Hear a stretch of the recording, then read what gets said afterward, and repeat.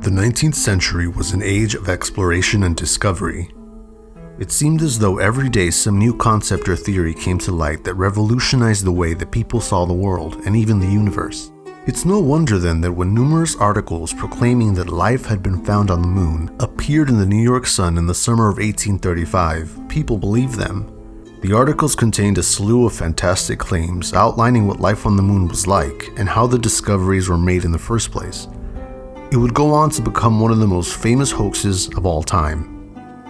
It all started on August 21st when a small teaser appeared in the New York Sun. It read, "We have just learned from an eminent publisher in the city of Edinburgh that Sir John Herschel of the Cape of Good Hope has made some astronomical discoveries of the most wonderful description by means of an immense telescope of an entirely new principle." This was just a setup to get people excited about what was to come. The articles themselves were split up into 6 parts and claimed to be extracts reprinted from the Edinburgh Journal of Science. The first article talked mostly about the technology that was used for the discoveries, proclaiming that Herschel had built a giant telescope that was 24 feet in diameter and contained a special second lens referred to as a hydro-oxygen microscope, which allowed for a level of magnification and detail like nothing ever seen before. The author was a Dr. Andrew Grant, who was said to be a colleague of Herschel who was keeping track of the discoveries. While the first article was mostly about the telescope, it's with the consecutive articles that the amazing fantasy worlds of the moon would be revealed.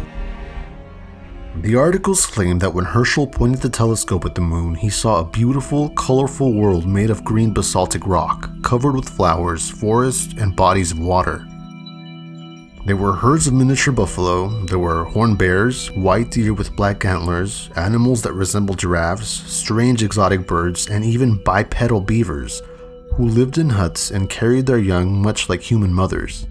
The most fantastic claim was that the moon was inhabited by intelligent human-like beings. They were covered in fur, had wings like bats, and faces like orangutans.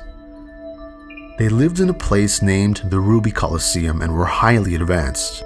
They were given the scientific name Vespertilio Homo. The Batmen existed in a utopian society that was free of violence. They were said to be extremely polite and vegetarian. They also built large monuments, such as a temple made of sapphire. The articles generated a lot of excitement. They were reprinted in many newspapers, although they were also condemned as a hoax by other publications. Many people believed the claims, and some were more skeptical, especially about the more fantastic claims. So who was behind the hoax? Although Sir John Herschel was a real scientist who really did study the moon and really was building a telescope, he had no idea about the articles until later and eventually would grow annoyed at having his name associated with something so outrageous.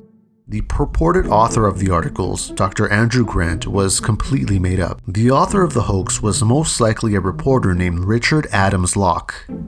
He confessed to writing the articles, although he never really explained why he did it. But it's thought that he did it in part to satirize the more fantastic claims and astronomical theories that had been floating around at the time. Interestingly enough, this wasn't the first time something like this had happened.